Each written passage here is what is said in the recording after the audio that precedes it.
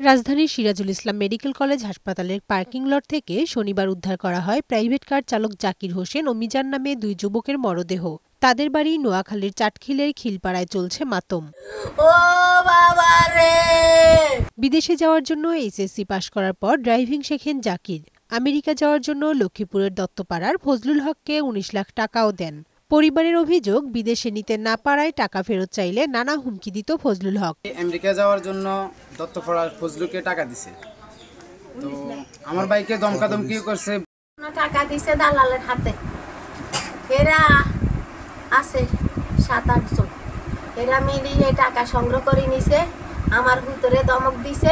কিভাবে মারা গেছে এটা সুস্থ তদন্ত চাই। হত্যার কারণ অনুসন্ধান ও জড়িতদের গ্রেফতারের দাবি এলাকাবাসীর।